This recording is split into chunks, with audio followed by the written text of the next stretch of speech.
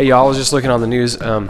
Basically, ADELE, she looks great. She lost a lot of weight. She's feeling great. She seems really happy. I'm really happy for her. She was on the SIRT diet, and I saw that. I was like, oh, SIRT. I never heard of that one. I think it's been out for a few years. But basically, the SIRT diet, I was looking into it. I just finished the book Lifespan by David Sinclair.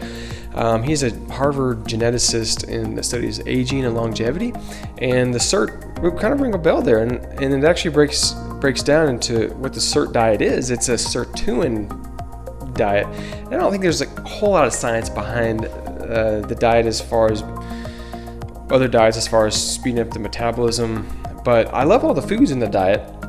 It's essentially a plant-based diet. It's a very low-calorie diet. Think of it as a kickstart to weight loss. I'm not going out there recommending it, but I do eat a lot of the foods in the diet, and I have a list here for you.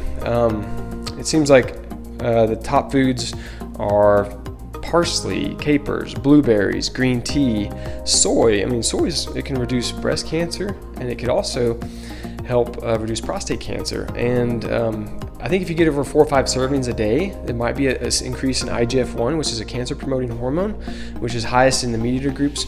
But you can basically get that lower with the plant-based diet. But also, soy is a sirtuin food, so that's great. But I think a few servings a day is reasonable. And the turmeric is a good spice. Strawberries, delicious on your oatmeal or a big bowl for dessert. Kale, rocket, which is apparently like one of those it's a green salad, and red onions, all good stuff. Olive oil, which I'm not a huge fan of because I think there's some studies that it could reduce the blood flow.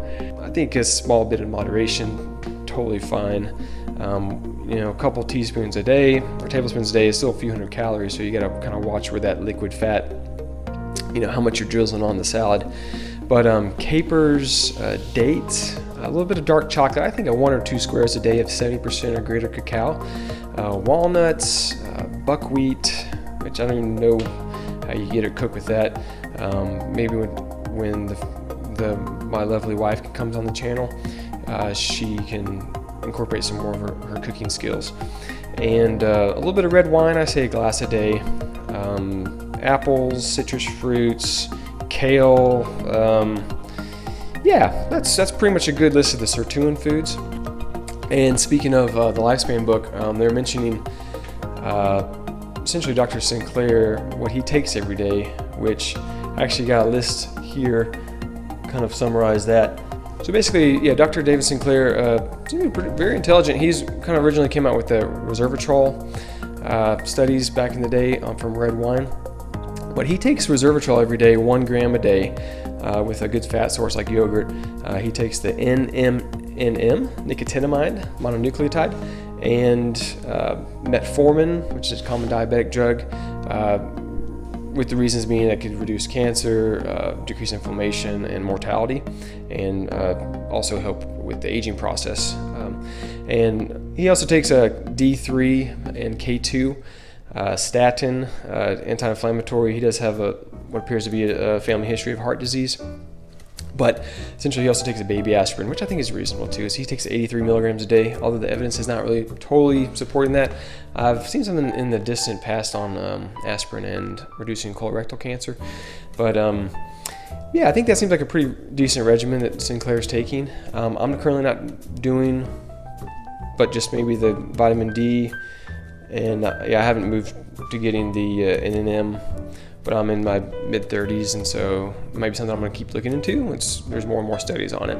I think a lot of the stuff is in animals currently, and I was looking on the price tag on that. It seems kind of high on some of it, but of course, as my patients always say, I've never seen a Brinks truck fall in a hearse, so we can't take our money to the grave. So I had a patient that said he was going to bring his money to the grave with him, but anyways, I guess pretty much, other than that, that book was talking about leucine, which is rich in animal sources, and David Sinclair seems like he tries to follow more of a vegetarian plant-based diet based on his research on leucine and tumor proliferation, I think breast cancer, pancreatic cancer.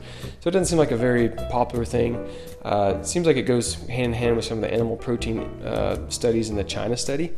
But big picture is that on David Sinclair, he is seems like a good guy, and essentially, yeah, a lot of fruits, a lot of vegetables, moving around a lot, challenging yourself with cold and hot, so spas and really cold showers, exercise every day, keep moving. We don't want to be sitting, which is all very consistent with a lot of other studies. So yeah, I think I'll probably have more on that later, but all right, God bless, and y'all keep on reading and growing.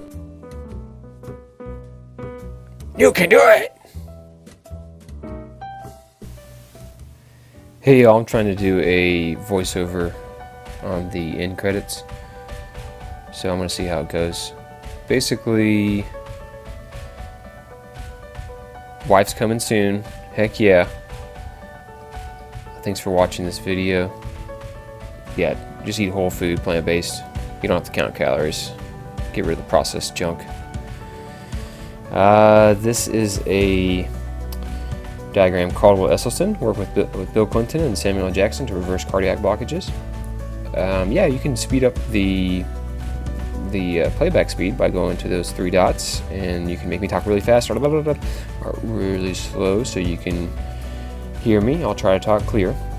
I am on the TikTok. It's this popular children's app, but it's fun for sharing health ideas, and it's a fun app to play with.